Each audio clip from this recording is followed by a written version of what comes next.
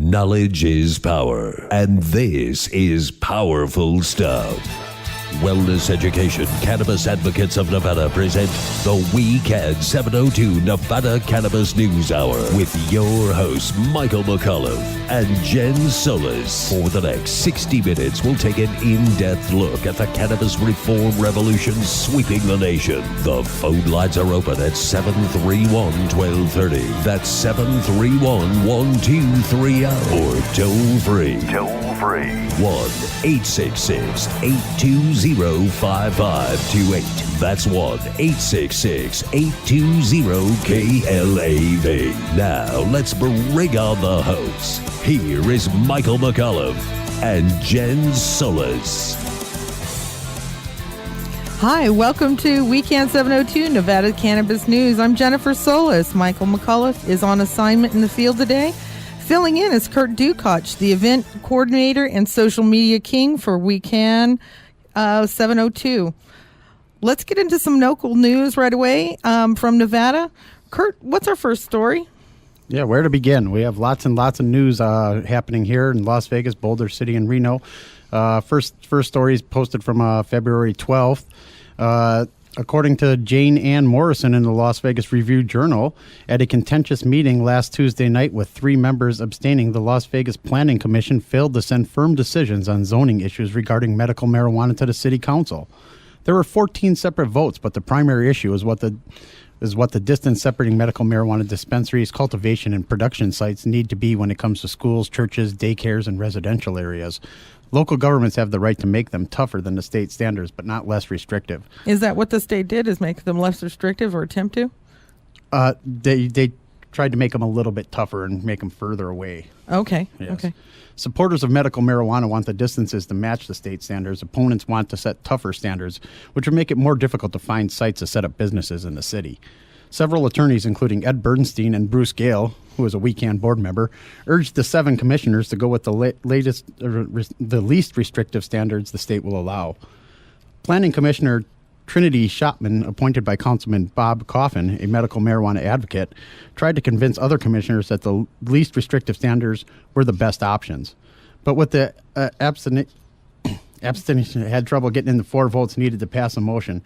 Instead, most of the commission's votes will go to the city council as simply recommendations.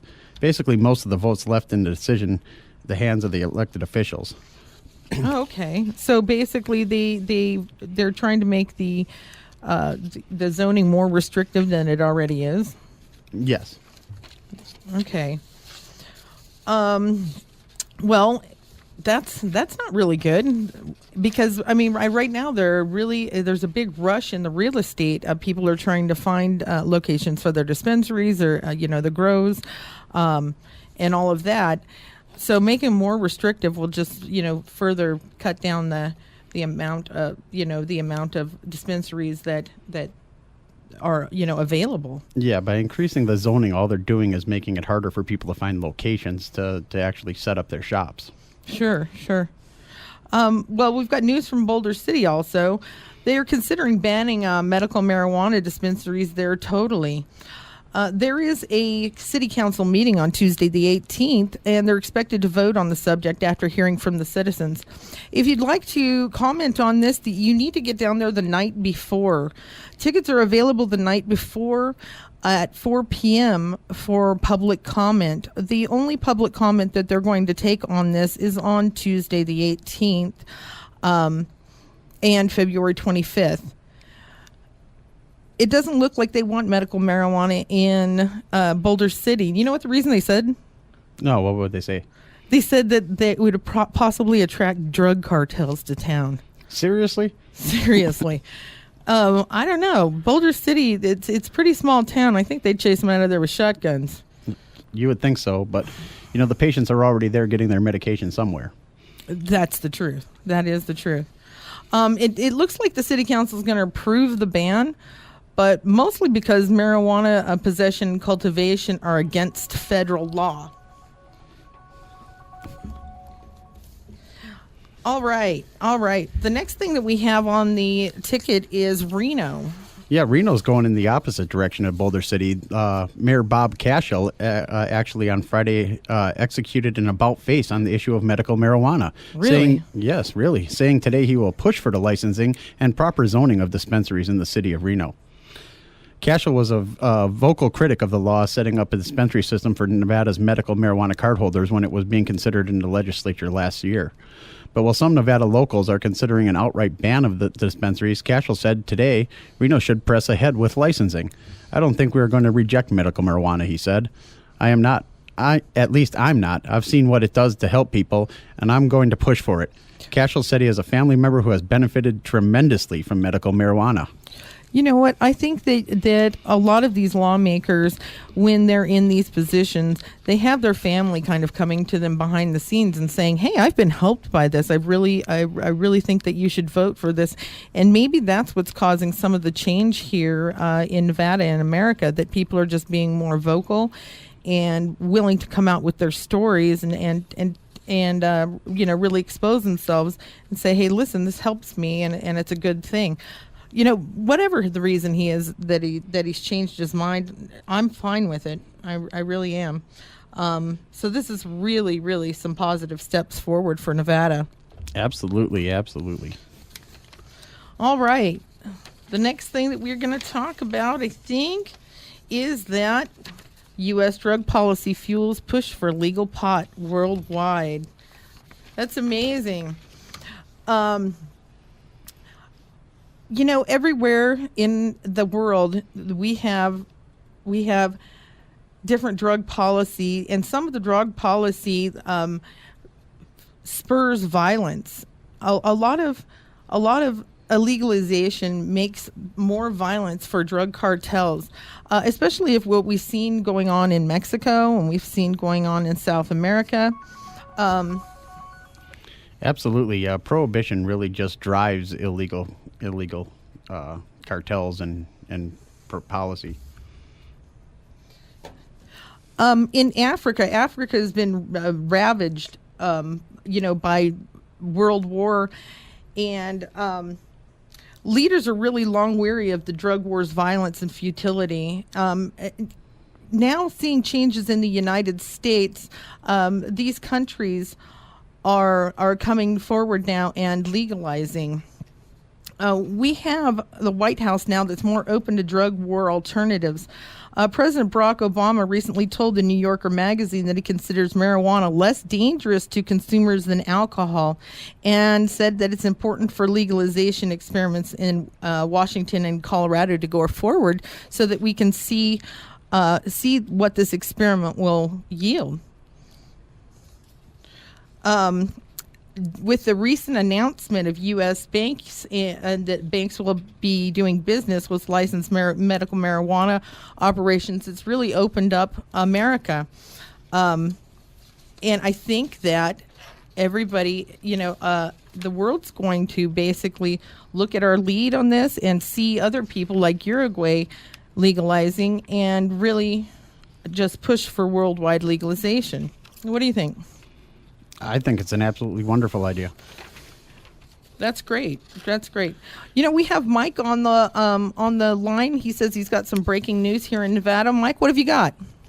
Hi, this is Mike McAuliffe reporting in from the field. Hello? And hello, can you hear me? Now we can. Now we got you. Okay, very good. I'm trying. In general, talk radio, but what we're finding is that while the state is moving forward on these regulations, division, at the same time, other areas in the state seem to be as quickly as possible. We had a Michael, you're cutting up really bad. You're cutting out. Yeah, we can't even hear half of what you're saying. Is there a way that Hi again. Hello.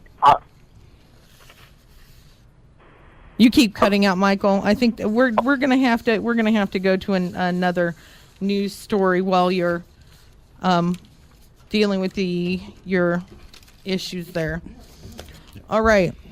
Let's talk about the DEA. The DEA is more like do as I say, not as I do, huh? The DEA says that cannabis is more dangerous than LSD and heroin and stuff like that, and yet they say that it's okay to have smoked pot before you're hired at the DEA. Their own hiring rules say that an applicant for an agency position can admit they used narcotics or dangerous drugs, and they're not considered for employment except for cannabis. Guess what? Any past use of heroin, LSD, or cocaine, even Adderall without a prescription, is immediate disqualification for an applicant for a job of the DEA, but not cannabis. The one and only exception to it is marijuana.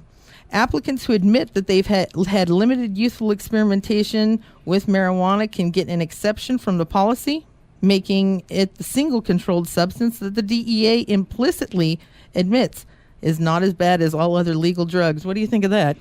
I think it's quite hypocritical of them to enforce this against everybody and lock innocent people in jail just for using this plant, and then yet their own employees can use it and be fine. I think everyone should be allowed to use it. I think everybody should be allowed to use it also. I'm so wasted. All right. Let's move to Massachusetts. Massachusetts is soon to have home delivery, just like Domino's. Massachusetts, does that mean you can tip your weed delivery guy, or your pizza delivery guy with weed and your weed delivery guy with pizza? Oh, what a dream. What a dream come true. They're going to say that they're having home delivery service by the summer. What do you got to say about that? I say I would love it. Exactly. You know how many patients they have in Massachusetts? They have over 120,000 patients are expected to partake of this home delivery service. 120,000 in 24 months that they have had this program. So their program is taken off like lightning, but these home deliveries really is going to make the service. They said that they wanted to ensure that patients had a choice when getting their cannabis. Nevada will also allow drivers. Yes, and the Nevada and SB 374, which just passed, we are going to be able to have delivery services as soon as the dispensaries get opened here. So Sure. And that's a huge thing for a lot of these patients. Don't have mobility or have a hard time even just getting out of bed, much less getting to a dispensary to get their medication. So it's really a needed service to have delivery services for the patients that can't get to the medication themselves. Absolutely. And when we have them here in Nevada, there's a tip for you, right? Tip your delivery driver with cannabis, and your pizza delivery driver with cannabis, or that's illegal. We can't do that. No, but you can tip your weed delivery guy with pizza. There you are. All right. As reported last week, we have the president of Uruguay that has legalized cannabis, and he is nominated for the Nobel Peace Prize. Jose Murica is calling for more people and more countries to legalize cannabis. He spoke to Reuters on Thursday, and he called for the United States and Europe to follow the government's lead by legalizing marijuana. He talks about the industrial societies are the ones that need to change, because it's also possible for them to experiment with the hemp, and that it's very good resource for developing countries because it grows so readily. Until there's change, it's going to be difficult to change elsewhere. So Uruguay passed this trailblazing bill in December to legalize government-controlled sales of cannabis to registered users, and he championed the change for a way to wrest power from the drug traffickers and free up policies to devote their time for more serious crimes. And on that note, we're going to go to a break from our sponsors, Von Dank and Dr. Reefer.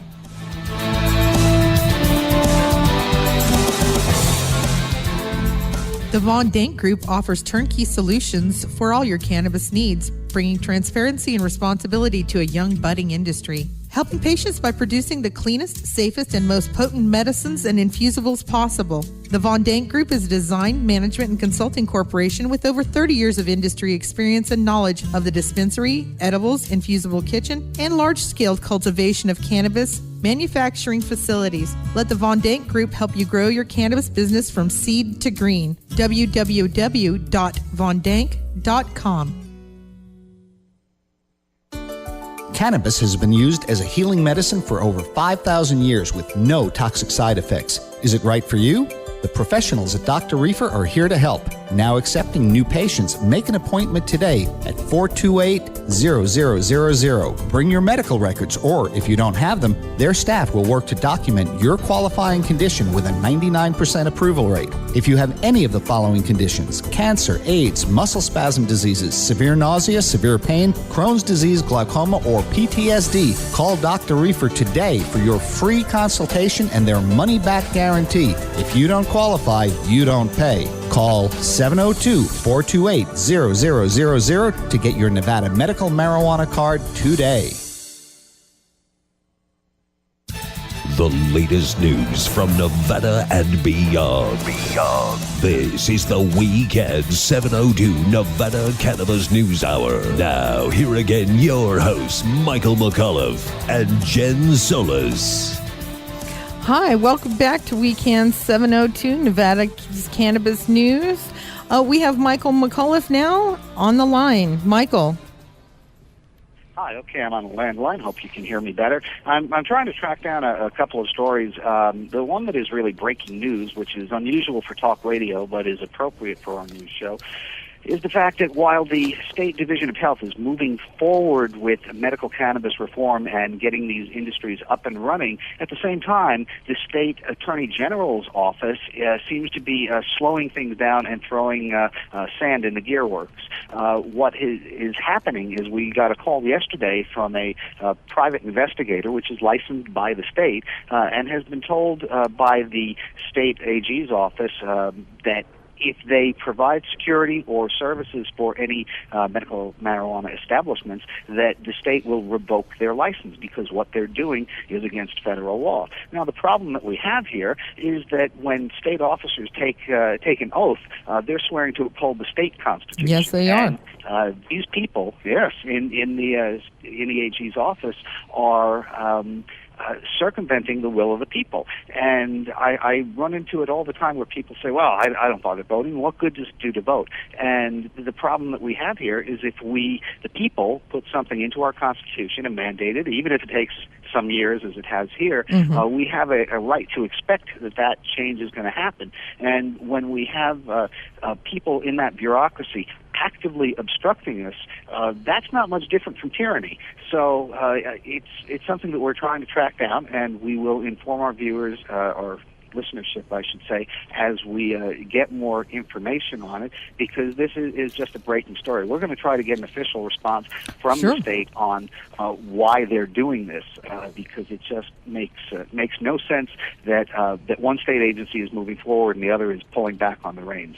The other story that we're looking at here in Nevada is that the Division of Health has released its final set of regulations for public approval and implementation, and it was 112 pages of finely detailed documents. But in speaking with local attorneys who are looking at these applications, they're saying that the state is putting in so many details and so much control that it seems to be actively obstructing people from completing this application process in a timely fashion.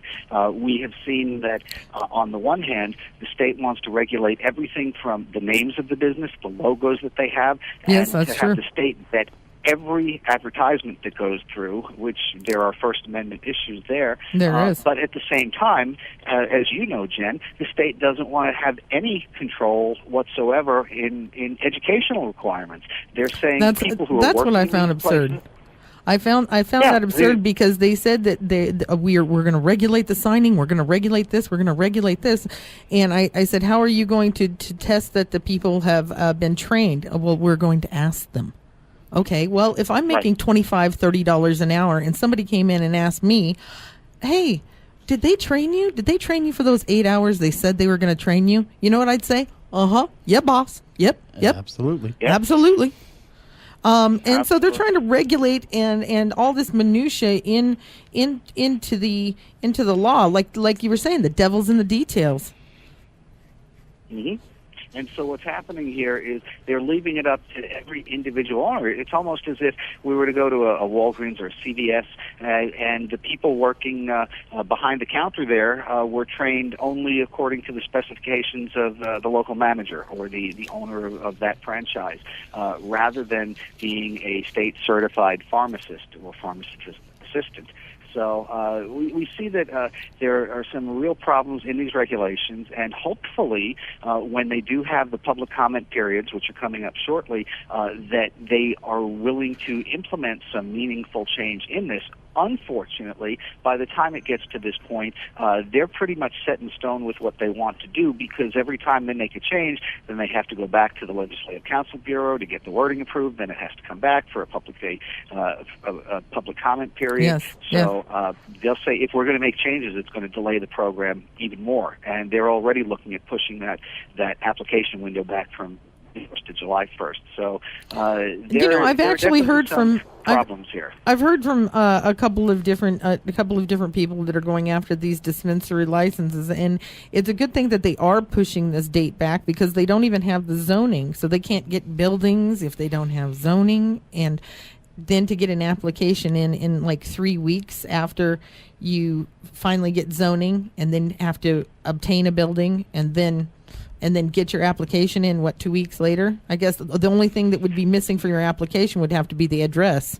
Well, and all the plans and the architecture, and plans. And as we pointed out in our January newsletter, the Division of Health is saying, do as I say, not as I do. The Division of Health is allowing themselves to miss their deadlines and fudge what they have to do statutorily, but they're towing a very, very serious line for anybody who's applying. And if anybody misses a deadline or doesn't completely conform to their regulations, they're out, and they don't get they're not going to get a license even for consideration.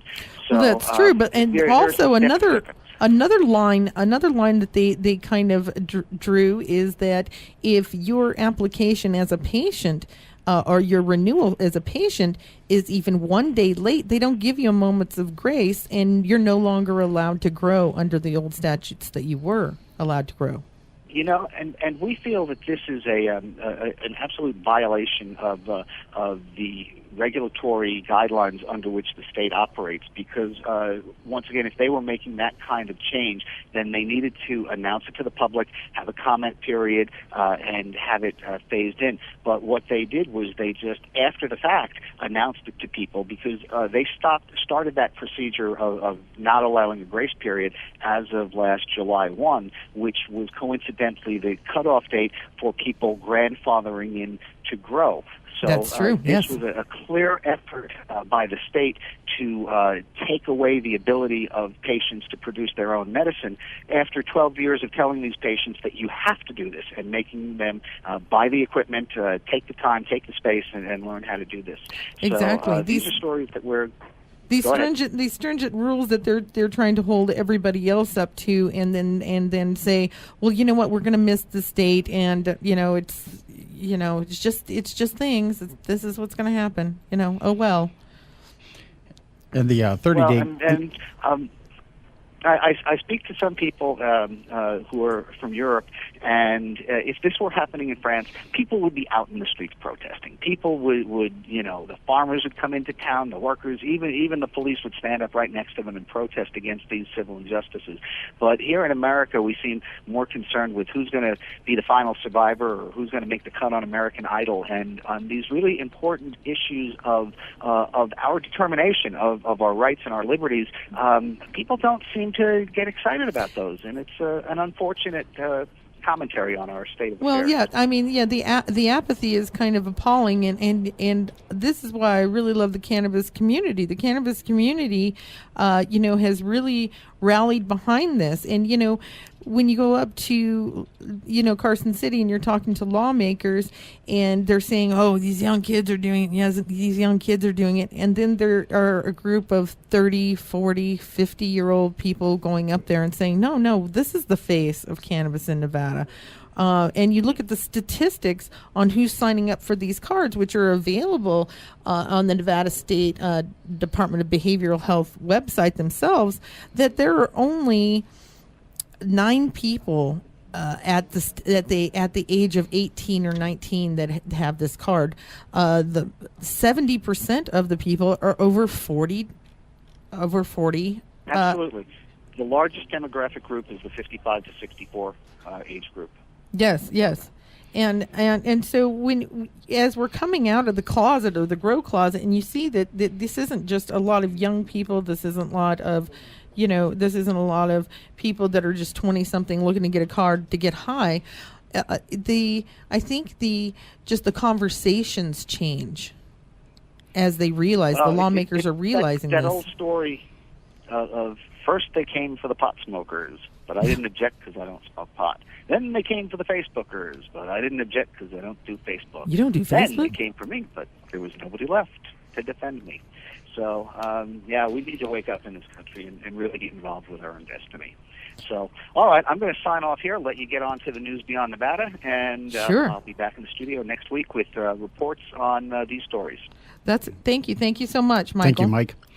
I'm on the Nevada State site right now, and actually there's only 10 people less than the age of 18 on the program as of this January, and a total of 61 people under the age of 21 that are on the program. Majority of the people tend to be over 45 years and older. Yep. So Exactly. Well, you know what? Speaking of people that shake people up, we've got Dan Rush, and Dan Rush is from the United Food and Commercial Workers Union. And Dan? Hey, Jen, how are you? Can you hear me? I can, Dan. How are you? I'm good, and thanks so much for having me on today. Thank you, Dan. Now, you're the director of the Medical Cannabis and Hemp Division?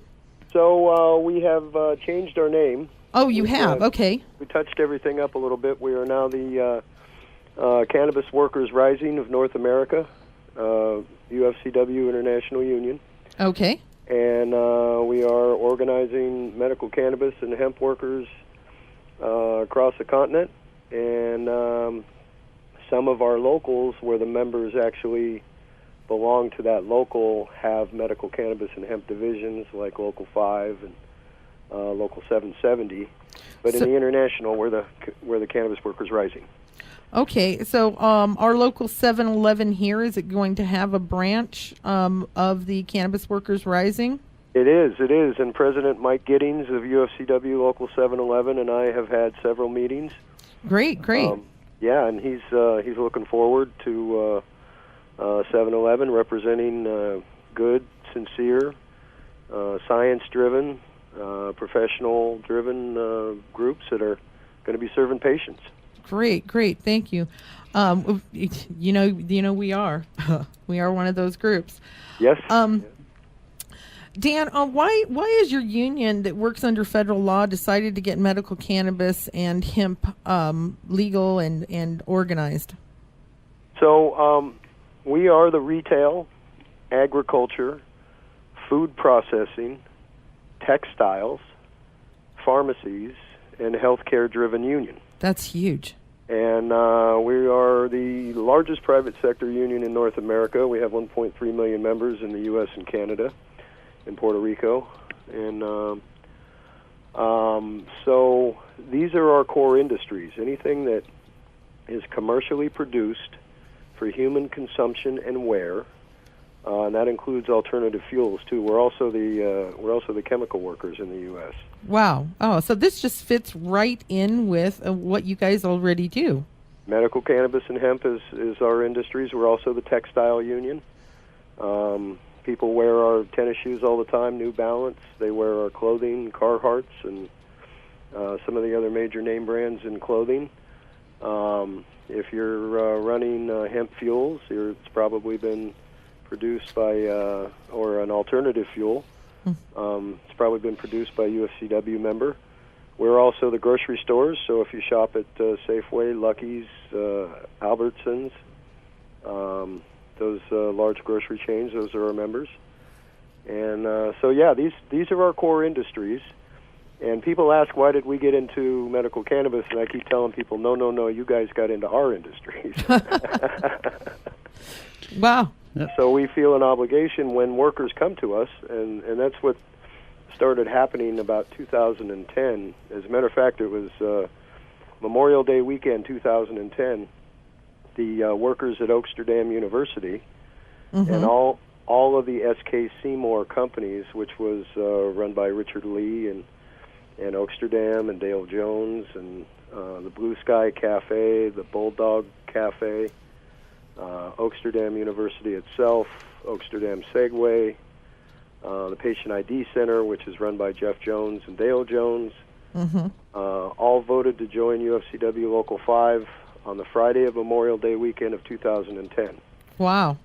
And so whenever workers come to us and say they want to form a union in UFCW, then we're there for them. And without a doubt, in my nearly 30 years in the labor movement, as a trade unionist, I have never seen a class of workers so oppressed, working in such inequity, working in fear. Yeah, that's for certain. Yeah, things have gotten a little better over this last year here, but especially between 2009 and 2011, it was just fast progress is going to be made in hemp or medical cannabis, and why do you think that? Well, hemp is just now catching up in the U.S. It's legal in Canada. Okay. So they're already doing dietary hemp, herbaceutical hemp, industrial hemp. Okay. And in Canada, medical cannabis is legal federally, and the struggle they're having there is they're doing ordinances and initiatives in the provincial level. Okay. And the municipal level, which is their cities and towns. Right, and provinces of their states. Okay. So they're actually going backwards from where we started in the U.S., which is doing local municipal ordinances and state legislation and regulation. And so medical cannabis is on fire in the U.S. Okay. Now we see recreational cannabis happening in Colorado and Washington State. So you think the medical is taking off quicker here in America, and hemp is just always going to be slower in the time-wise? Yeah, well, we're just not set up for. See, the medical cannabis industry has had since 1996, with its origins in California and Prop 215. Medical cannabis has had almost 20 years of a head start over hemp. And we saw the first dispensaries here in Oakland. I live in Oakland. My office is in D.C., but I live in Oakland, California. So we saw the first dispensaries in medical cannabis, cultivators, food processors, medical infusers. That's awesome. 20 years ago. And so medical cannabis has a 20-year head start. Okay. But hemp is catching up quickly. That's great. That's great. 2014 seems to be shaping up as a year of great movement in the industry across the nation and even the Deep South. Is the UFCW able to work with this and many reform campaigns simultaneously? Well, and as you're very well aware, we're very proud of our partnership with WeCan in Nevada. We've worked closely across the country with Americans for Safe Access, Coalition for Cannabis Policy Reform, which I'm actually the secretary of that organization. Wow, okay. Drug Policy Alliance, Marijuana Policy Project, National Cannabis Industry Association. So the union works with everybody. Oh yeah, we're approaching this as more of a partnership for our members who traditionally in the medical cannabis industry worked for collectives and cooperatives. This for-profit company corporate approach is something that's brand new, and we're slowly adapting to it. But we really approached this as a partnership with those collectives and cooperatives, like we did in the origins of meat ranching and poultry ranching and produce farms, oftentimes started off as collectives and cooperatives way back when. Well, speaking of ranching, I was going to say, although unions tend to be a Democratic Party supporter, Republicans like Senator Mitch McConnell and Rand Paul have come out in support of industrial hemp as a viable cash crop for farmers. Does the union see an ability to work with these guys, or who are normally on the other side of the fence with you guys, or do you think that they're going to be more than willing to work with you? Well, I'm on the California State Democratic Party Executive Board. Okay. I've been superdelegate to a national convention.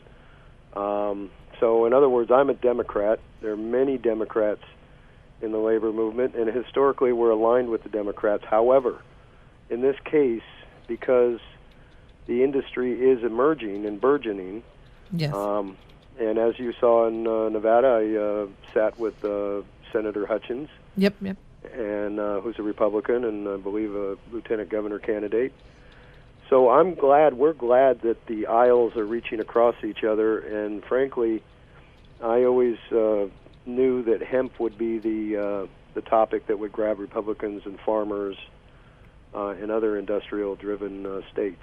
Well, now that Harry Reid's come out in support of medical cannabis and Mitch McConnell in support of hemp, do you think that there's going to be a big push for change on Capitol Hill, and do you think Congress is likely to go along with the Senate on this?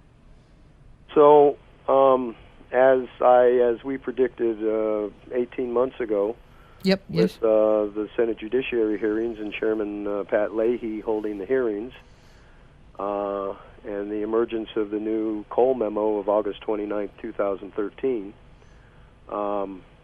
usually what committee hearings do in a legislature or on Capitol Hill in Congress is they set the trend for the industries or the movement or the environment in which they are designed to regulate.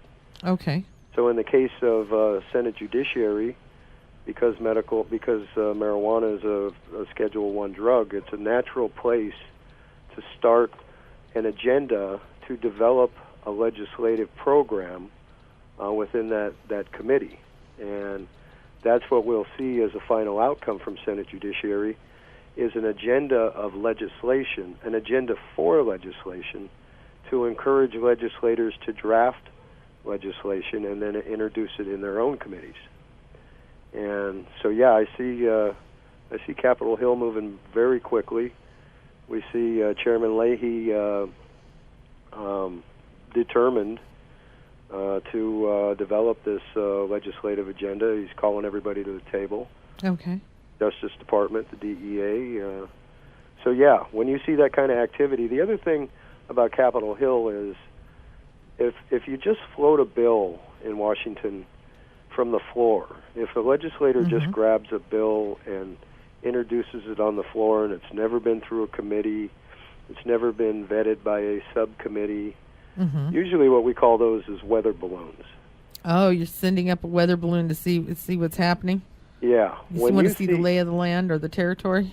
Right. But when you see a legislative committee or a subcommittee, and especially in Congress, the best place to start out in Congress, from my perspective, and I've only been doing this for 28 years or so, is start off in the appropriations subcommittee of a committee.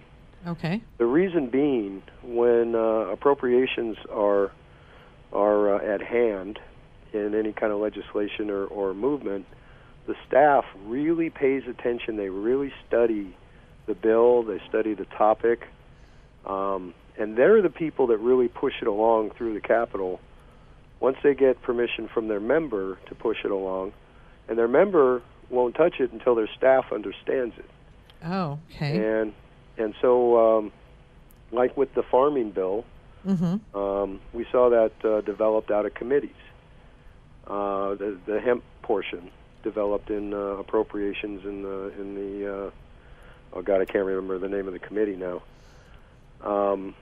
And then also, there's been a couple other bills that have been derived from committees that make it to the floor once they pass through the committee. Okay. When you see it happen like that, you know the staff has read it, They're familiar with it. You see the members voting for it. They're never going to vote for something they don't understand. Okay. All right. Well, let's shift back over to Nevada now, and talk about the employment of cannabis workers here in Nevada. Given it's a multi-million-dollar licenses are going to be at stake, do you think that we really need to take care to keep happy employees in order to avoid diversion? Employers might actually have to go beyond a union contract that would call for that. What are your thoughts on this? Well, here's, our strengths are we have a determined legislature, we have a funded state agency. Yep. And one of the reasons why people want to belong to UFCW and the medical cannabis and hemp industries is because we are the union of industries of labeling. And labeling requires agencies to develop the labels. Okay. We're the meat union, the poultry union, the produce union, snack union. So we do that naturally. So when we see an agency that's funded and it's acting as an agency rather than a bureaucracy, because if they don't want you, they become a bureaucracy. If they want you, it's because they want the money and they also want to please the legislature. So that is very encouraging.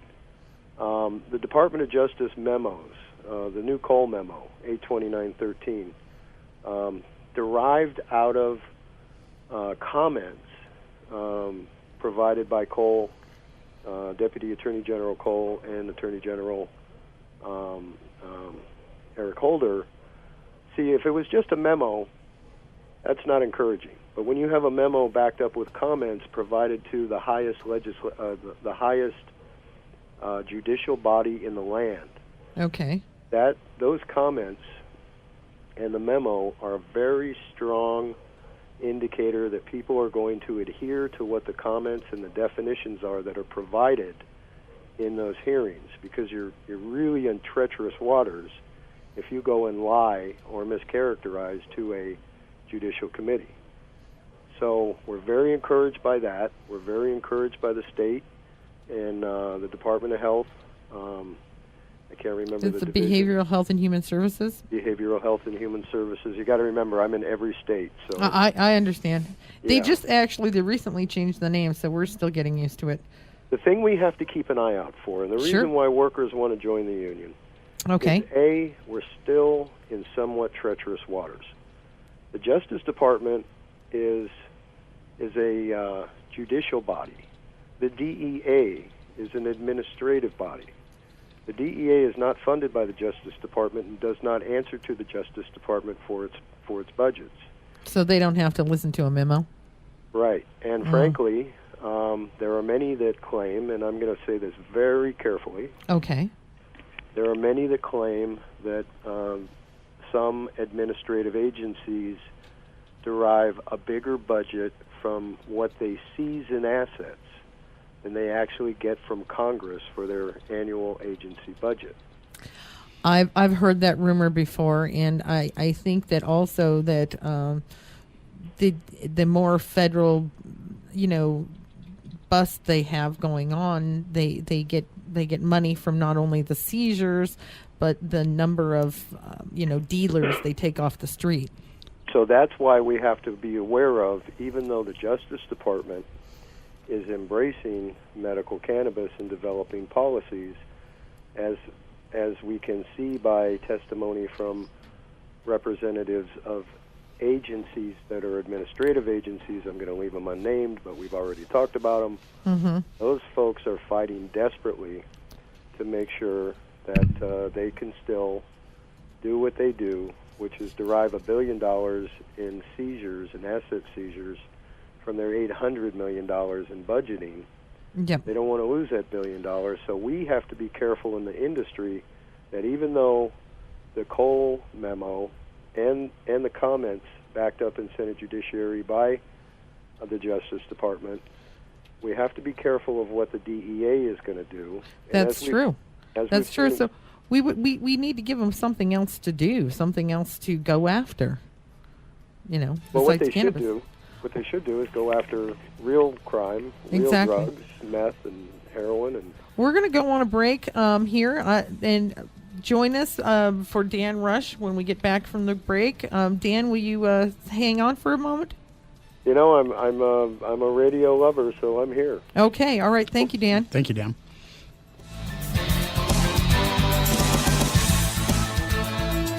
WeCan 702 is a Nevada cannabis community. We are a 501c3 nonprofit that meets in Southern Nevada. We are a social group that started in Las Vegas for patient support. We've been active in the community for over 5 years. If you'd like to join us on any of our events or parties, please contact us through Facebook at WeCan 702, on Meetup at www.meetup.com/WeCan 702. Our website is www.wecan702.org. Be a part of the Nevada Cannabis Reform Revolution. Please join us and donate today.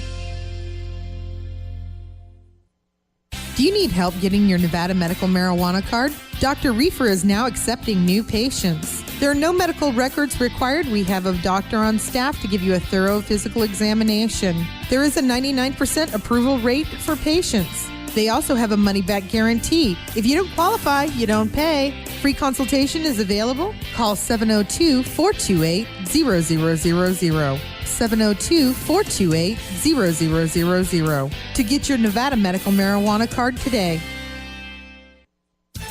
The latest news from Nevada and beyond. This is the WeCan 702 Nevada Cannabis News Hour. Now, here again, your hosts, Michael McAuliffe and Jen Solis. Hi. Joining us today is Dan Rush from the Cannabis Workers Rising Division of the United Food and Commercial Workers International. Dan, how are you? I'm good, Jen. I'm good, and I'd like to finish answering the last question. Sure. We were Okay. we were talking about why the workers need to join the union to stay protected from the DEA was our last point, I believe. Well, not only that, but also, see, we have a whole new group of folks targeting moving to Nevada, getting involved in the industry. Some of them are experienced, some of them are not.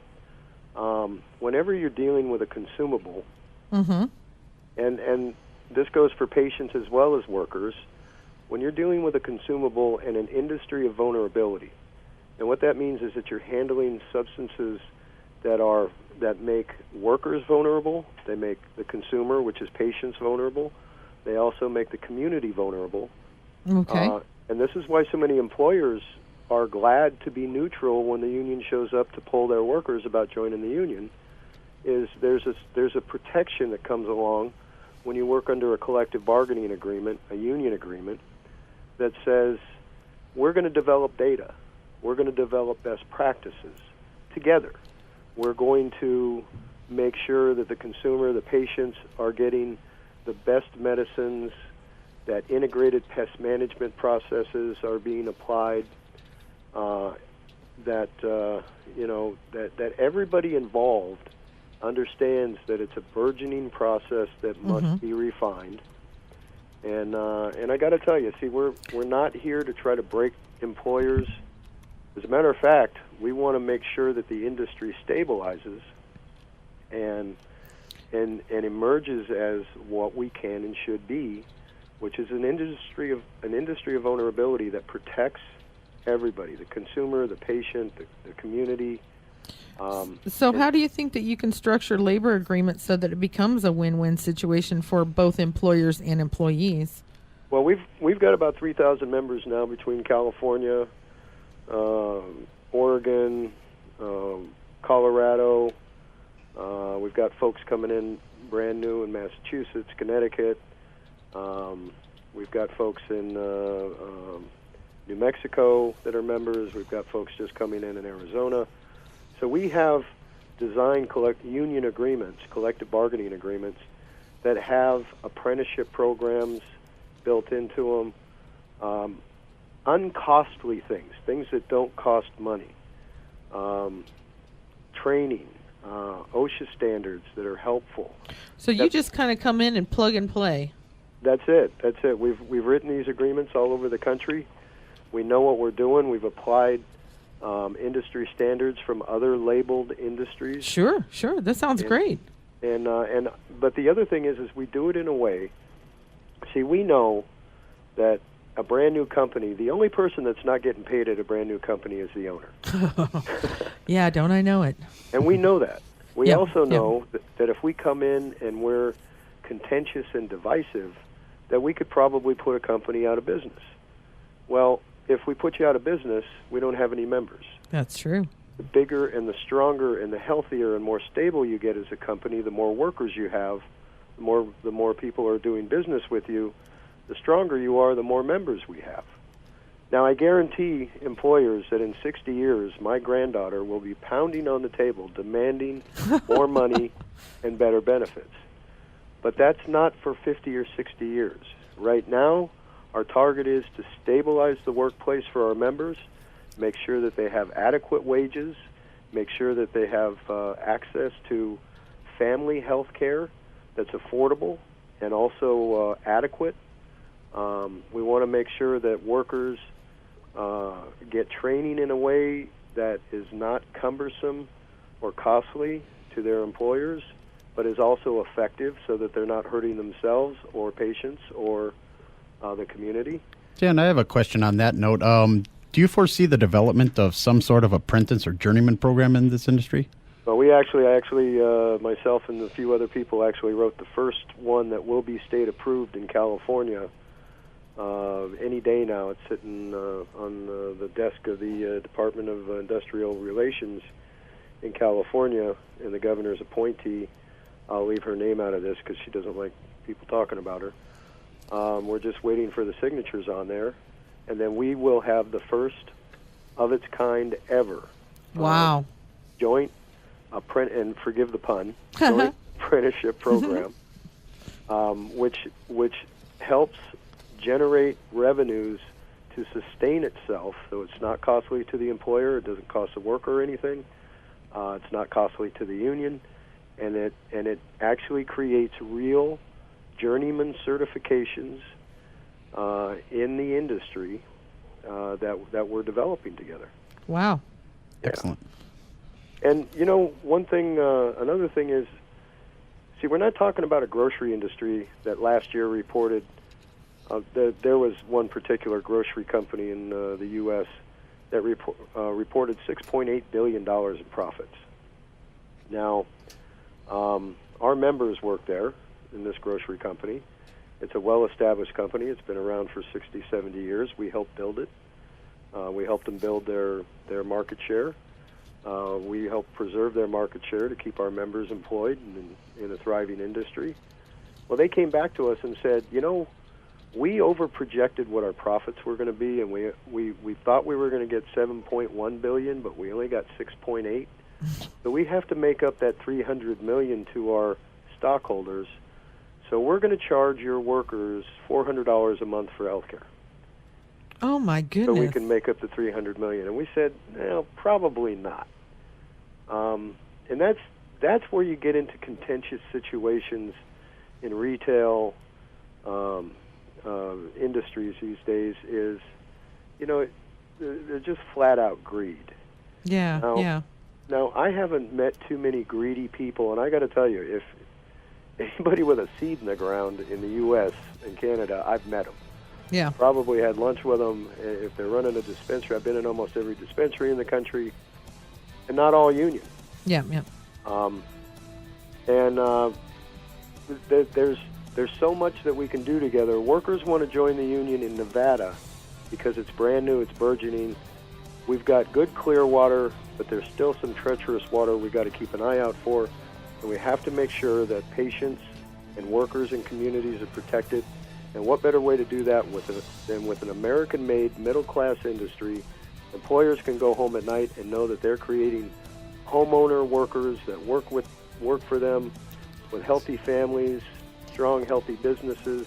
Well, we're running out of time, Dan. We've got about 10 seconds left. In that 10 seconds, why'd you personally get involved with the controversial issue? We got 3 seconds. Well, thank you for joining us.